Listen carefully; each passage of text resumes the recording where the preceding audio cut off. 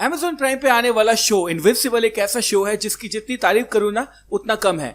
पता है मैं दिन में कितना कंटेंट कंज्यूम करता हूँ, शायद YouTube देखता हूँ, Amazon प्राइम देखता हूँ, Netflix देखता हूँ, लेकिन कुछ ही ऐसे शो हैं जहां पर मेरा मन जो है वो पूरी तरीके से आ जाता है।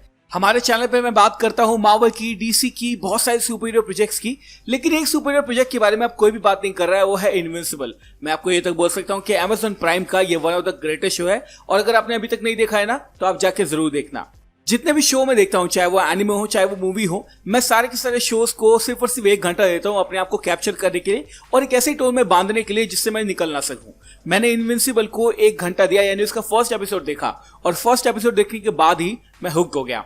अभी इनविंसिबल के 5 एपिसोड आ चुके हैं। 5 एपिसोड आपको Amazon प्राइम पे मिल जाएंगे। शुरुआत के अंदर जब शुरू करोगे आप ये शो देखना तो आपको ऐसा लगेगा कि ये तो किसी और सुपर हीरो शो की तरह है, लेकिन फर्स्ट एपिसोड के एंड आते आते आपको लगने लगेगा कि एक्चुअली में जो मैंने अभी तक देखा है ये उससे बिल्कुल डिफरेंट है और शायद कुछ नया अब हो रहा है सुपर हीरो जॉनरा में।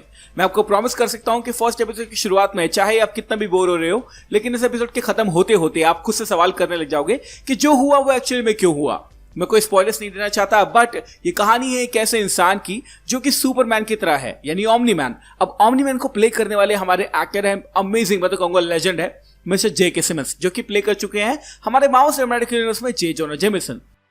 इस शो के अंदर सिर्फ और सिर्फ ओमनी मैन ही नहीं है जिसपे आपको ध्यान देना पड़ेगा, आपको देखना पड़ेगा उसका बेटा जिसका नाम है मार्क ग्रेसन, उसके बारे में ये पूरी की पूरी कहानी है।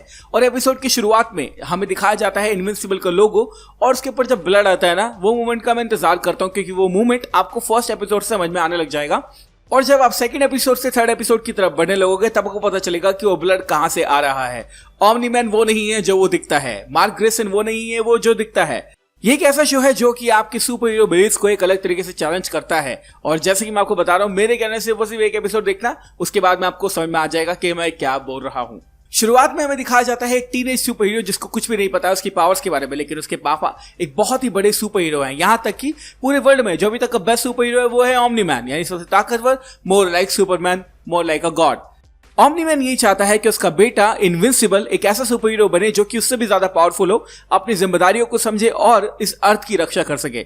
लेकिन इसका जो एजेंडा है वो कुछ और ही चल रहा है, और अभी तक आप 4 एपिसोड या 5 एपिसोड देख लोगे ना, उसके बाद भी आपको समझ में नहीं आएगा कि एक्चुअली में ओमनी मैन क्या कर रहा है, क्यों कर रहा है, और मार्क ग्रेसन क्या कर रहा है और क्यों कर रहा है।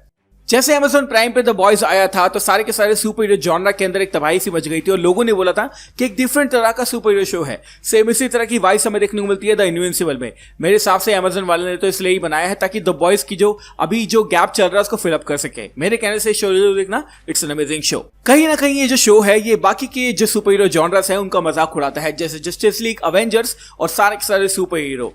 जैसे इस शो के अंदर बताया गया था कि जितने सुपर हीरोज होते हैं वो करप्ट होते हैं, बिल्कुल भी सही नहीं होते हैं, कुछ उसी तरह का टोन हमें इस शो के अंदर देखने को मिल सकता है। साथ साथ के अंदर इतने मस्त मस्त कैरेक्टर हैं और इतने नए नए सुपर हीरोज हैं जिनको देखकर आप थोड़ा सा हंसोगे भी, क्योंकि आपको लगेगा ये तो सारे कॉपीड हैं, बट उनकी एबिलिटीज थोड़ी सी डिफरेंट है, और कहीं ना कहीं ये शो जो है वो बाकी के शो से थोड़ा सा डिफरेंट वहां पे हो जाता है।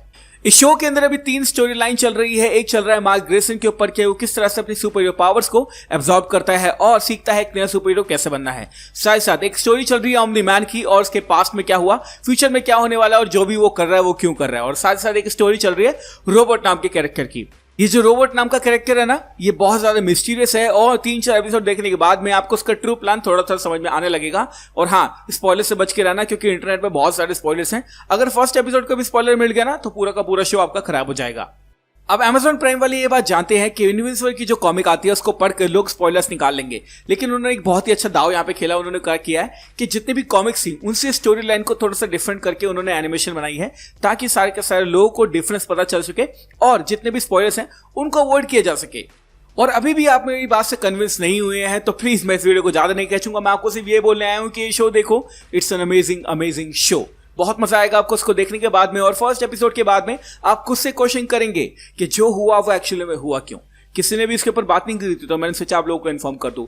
Invincible is a must watch show. Amazon prime का सब्सक्रिप्शन है अगर आपके पास तो आप डेफिनेटली इसको देख सकते हैं, और अगर नहीं भी है ना तो मुझे पता है आप इंडियन कहीं ना कहीं से जुगाड़ तो लगा ही लोगे।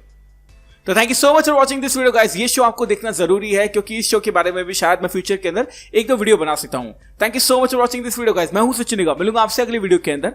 Bye guys, take care, love you all and have a great amazing day.